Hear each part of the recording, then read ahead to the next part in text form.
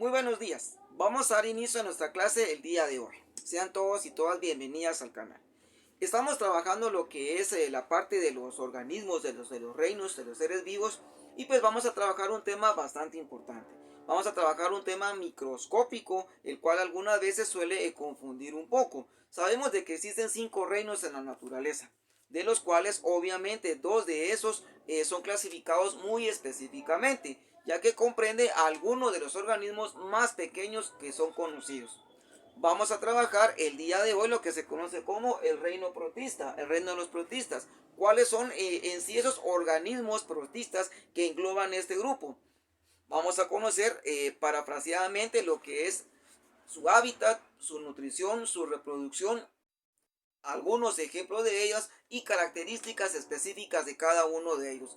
Cuando trabajamos lo que son los reinos de la naturaleza, algunas veces solemos confundir y pensamos de que tanto las enfermedades que existen, los virus y las bacterias, los microbios, están englobados en un solo reino o no existen en los reinos. En algunas ocasiones nos han pintado la estructura diferente de estos organismos. Algunos son muy dañinos, muy peligrosos para la salud del humano y algunos pues obviamente no tienen tanta importancia estudiarlos. Algunos biólogos han clasificado a esos reinos como subreinos o como su clasificación. Hoy en día existe una clasificación específica para estos organismos, que es lo que vamos a ver el día de hoy. Vamos a enfocarnos en sí lo que se conoce como el reino protista. Vamos a parafrasear un poco sobre estos organismos. Muy bien, cuando hablamos de los reinos del reino protista, vamos a especificar lo siguiente. Vamos a decir de que el reino protista es el reino que contiene a todos aquellos microorganismos eucariontes que no pueden clasificarse dentro de algunos de los otros 3 reinos eucarióticos. Este grupo comprende organismos eucarióticos, es decir, cuyas células contienen un núcleo celular que no son animales, no son plantas, no son hongos. En los protistas hay representantes tanto unicelulares como pluricelulares. Las características que definen a estos seres vivos son las mismas que tienen en común, son las propias de los seres eucarióticos en general.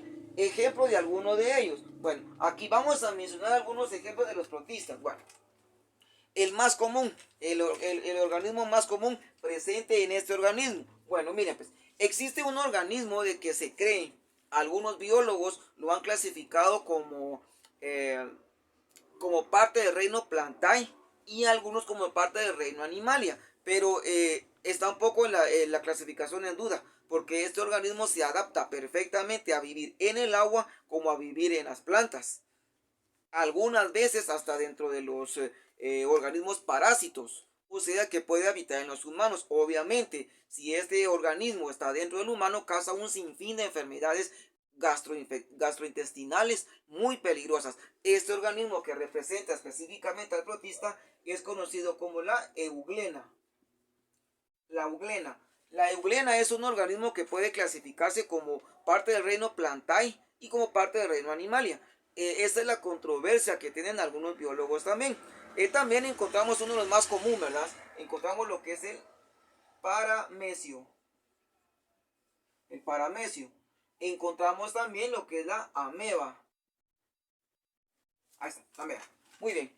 Obviamente, estos organismos son muy dañinos y muy peligrosos para la salud. En algunas ocasiones no es recomendable, que quede claro, y hacemos el énfasis que no se está recomendando. Algunas personas en algunos países nos hemos dado cuenta que tienen mucho sobrepeso y les recomiendan hacer la dieta o la parafaxilia de las amebas, consumir amebas.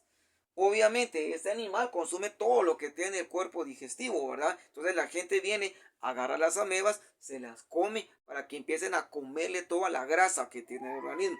El problema es desechar ese animal del organismo. Ahí es donde viene el problema, por eso no es recomendable. Nosotros vamos a especificar, vamos a explicar qué es en sí el reino protista prácticamente ahorita. Ya especificamos cuáles son los 3 organismos más comunes que van a defender este reino, que sería la euglena, el paramecio y la ameba. La euglena la podemos encontrar en los estanques, en los charcos de agua. Algunas veces cuando necesitamos encontrar este organismo para estudiarlo, vamos a los estanques de agua donde encontramos algas verde azules, un poco de moho y encontramos un montón de pupitos que son microorganismos pequeños que están en el agua. Ahí encontramos este animal algunas veces. Algunas veces se encuentra también en las hojas que flotan en los charcos de agua. Sigamos con la clasificación de esos organismos. Muy bien. Cuando hablamos en general de lo que son los protistas, vamos a hablar sobre sus características específicas. Por ejemplo, vamos a hablar sobre lo que es el hábitat. Bueno, hablemos sobre lo que es el hábitat. O sea, ¿dónde habitan estos organismos específicamente? ¿Dónde habitan los protistas? ¿Dónde habita el paramecio, la euglena y la ameba? Bueno, generalmente el hábitat de esos animales existe en ambientes terrestres, húmedos o en medio interno de otros organismos. O sea que se puede encontrar, trabajémoslo con otro color. Se puede encontrar en organismos húmedos, en organismos terrestres y en otros individuos. En otros individuos como la ameba específicamente, ¿verdad? Generalmente hay personas que le dicen, mire, yo sufro de amebiosis. O sea, tiene amebas su cuerpo, tiene amebas el intestino, tiene amebas el estómago. Y lo malo de estos animales u organismos, como le queramos llamar, es de que caminan por flagelos adentro del cuerpo. Se pueden mover por el largo del intestino, se pueden mover por el largo del esófago, por el estómago, etcétera. Incluso, miren, raras ocasiones, yo lo vi específicamente ya hace un buen tiempo atrás, estaba leyendo una revista de medicina y encontraron que había una persona asiática de un país, obviamente de Asia, que se quejaba mucho de dolor de cabeza y no encontraban qué tenía. Cuando le hicieron un estudio bien detallado del cerebro, encontraron de que su cerebro estaba lleno de amebas y se lo estaban comiendo las amebas.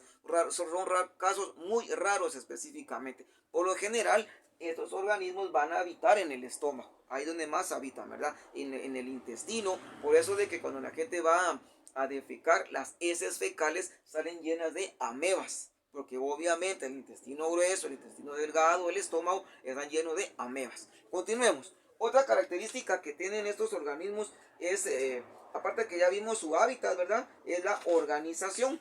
Veamos cómo se organiza este animal. Yo le llamé animal ahorita a estos organismos, pero que quede claro, algunos biólogos se contradicen que son animales, algunos contradicen que son individuos, por eso tienen su propia clasificación como reino. Muy bien, hablemos sobre su organización. Su organización celular puede ser unicelular o pluricelular. Perfecto. Muy bien. O sea, que se organizan como organismos unicelulares y organismos pluricelulares.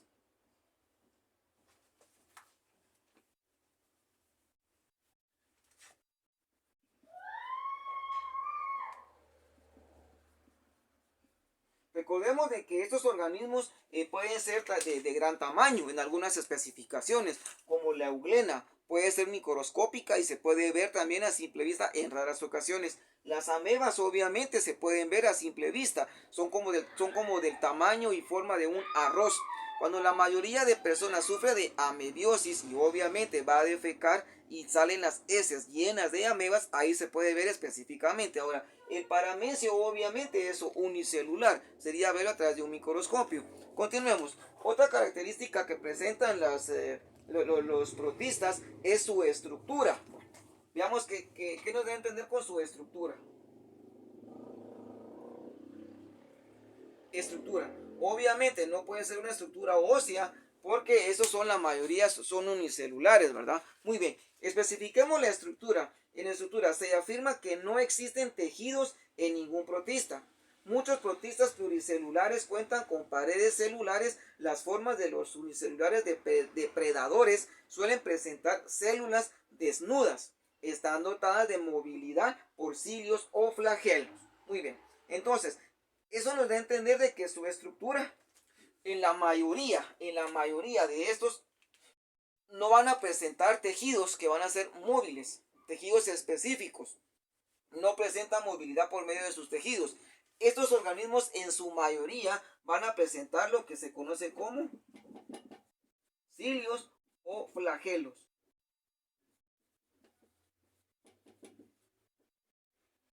Cilios o flagelos. Muy bien, los cilios o flagelos. Los cilios son pequeñas microvellosidades que van a tener alrededor y se van a mover de esa manera. Por eso dicen animales ciliados, en algunos que son óseos. Estos que no son óseos, sus estructuras van a ser como pelitos pequeños alrededor del cuerpo y se van a mover de esa manera. En el caso del flagelo, es como que veamos un cordón, un alambre, y así en esa estructura más o menos, y así se van moviendo. A eso se le llama cilios o flagelos. Muy bien, veamos ahora lo que se conoce como la nutrición. Muy bien, veamos la nutrición de los protistas.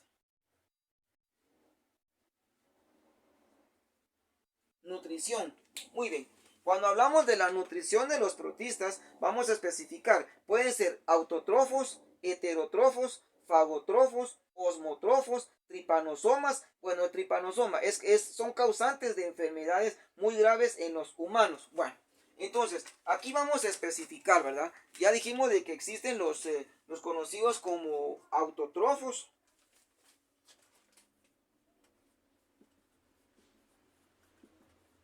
autotrofos, heterotrofos y bueno, los que van a poseer ósmosis por lo general, los fagotrofos.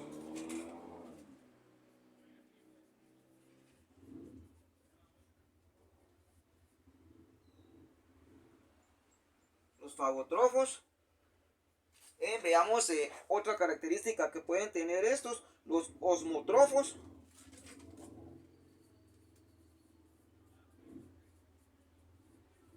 Y los osmotrofos. Perdón. Osmotrofo ya está especificado ahí. Fagotrofos, osmotrofos. Veamos. Tripanosomas, pero me faltaba este tripanosomas.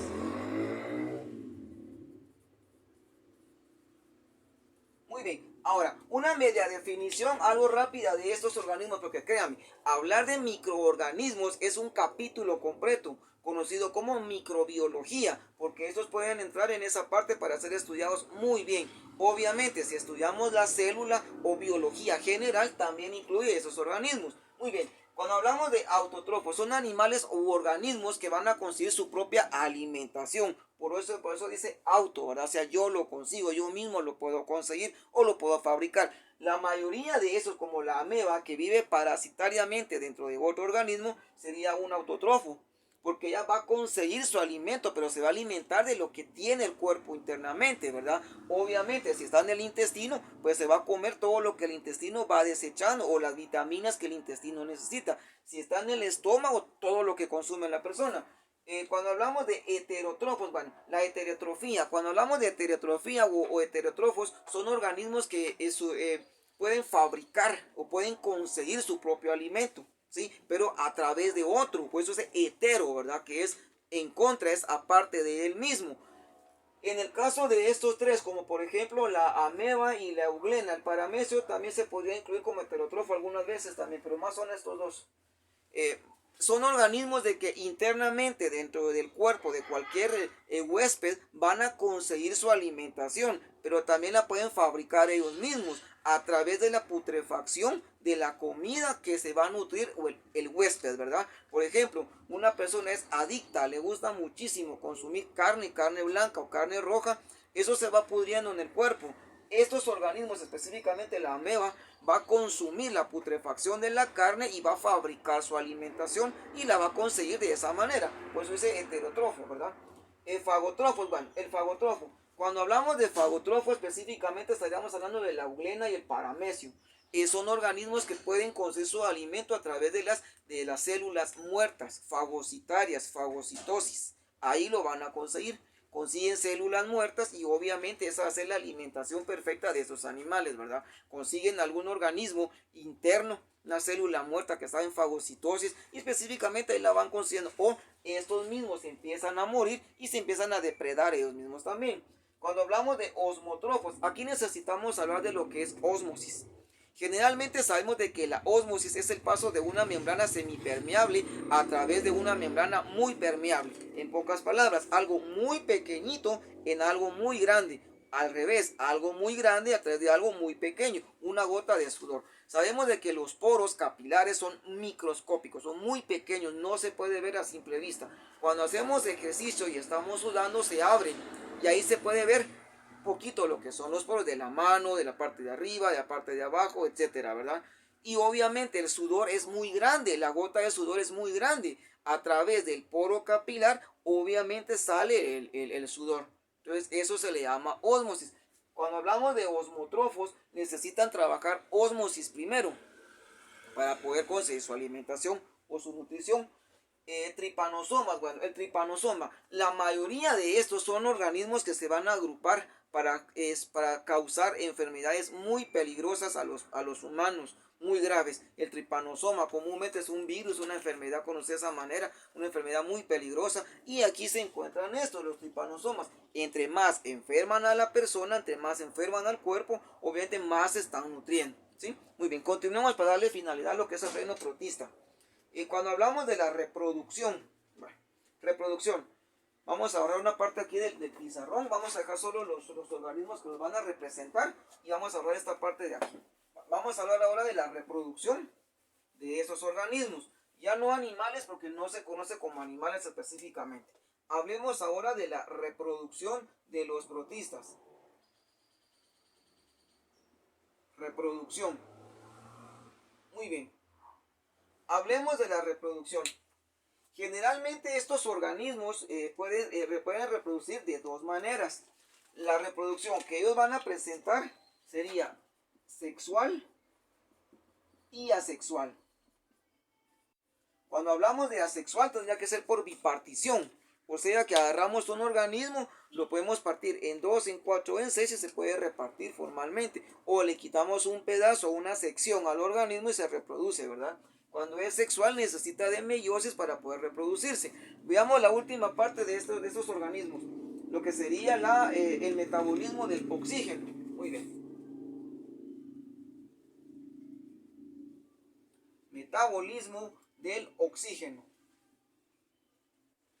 Muy bien, veamos. Cuando hablamos de metabolismo del oxígeno, obviamente todos los seres vivos necesitan metabolizar el oxígeno, ¿sí? Algunos pueden ser aeróbicos y otros pueden ser anaeróbicos, o sea, necesitamos del aire para poder respirar, pero en algunas situaciones hay organismos que no necesitan del aire para poder respirar, para sobrevivir la vida. En el caso de los organismos acuáticos, como los peces, obviamente su respiración es más profunda, es más intensa. Obviamente va a necesitar un ciclo de metabólica del oxígeno un poco más pesada, a comparación de nosotros los humanos. Nosotros no podemos vivir abajo del agua porque obviamente el agua nos mataría a nosotros por la respiración que hay. No podríamos captar el oxígeno del agua o de las fuentes que hay internamente en el agua para respirar. El caso contrario a los peces, sacamos un pez del agua y lo tenemos aquí al aire, se muere asfixiado por el oxígeno que hay en el ambiente. Entonces vamos a ver el metabolismo de los protistas ahora. Muy bien, el metabolismo del oxígeno pueden ser aeróbicos y algunos anaeróbicos. Muy bien, en la mayoría son anaeróbicos. Anaeróbicos, o sea que necesitan respirar oxígeno puro. En algunas situaciones muy específicas pueden ser aeróbicos.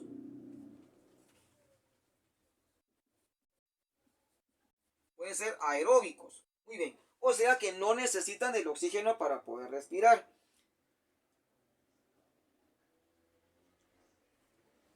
En algunos son anaeróbicos, no necesitan del aire para poder respirar, como es el caso de la eulena, que la podemos encontrar obviamente en el agua. Ahí se encuentra específicamente la eulena, en los charcos, en los estanques donde hay algas verde azules, hojas flotantes, etcétera. En el caso del paramecio y la ameba, pues puede ser aeróbico porque pueden habitar en algunos ciclos diferentes de lo que es el agua, ¿verdad? Muy bien.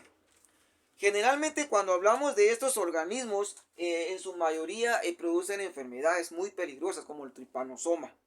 Como pudieron observar, Este tipo de reino se puede definir rápidamente, pero si nos metemos más detallada a visualizarla, tendríamos que ver su ciclo de vida metabólica, tendríamos que agarrar cada uno de estos tres, ver las partes que contienen y obviamente su diferencia de ADN, de ARN, el azúcar que contienen, etcétera. Pero eso sería de ver de lleno el capítulo completo de microbiología, que es lo que no estamos trabajando formalmente ahorita. Estamos solo visualizando el reino protista a largo rasgo, ¿verdad? De esta manera terminamos lo que es el reino protista. Damos por concluida la clase el día de hoy. Espero les haya servido bastante y podamos entender la clasificación o una mejor comprensión sobre lo que son estos organismos. Gracias por su atención. Los veo en una siguiente clase. Dudas, comentarios, por favor, en la bandeja de comentarios. Sugieran algún tema y siempre estamos prestos y dispuestos para trabajar con ustedes. De antemano, saludos cordiales a algunos amigos que nos han pedido un saludo cordial. Juanjo Dávila, saludos cordiales. Esperamos que sea de su agrado este video que hemos trabajado. Saludos cordiales también a Ashley Aroche, que siempre nos sigue, siempre nos mira. Saludos pelirroja. Y saludos a una colega específica, una colega especial, como lo es Stephanie Román. Saludos cordiales a cada uno de ustedes y los veo en una siguiente clase.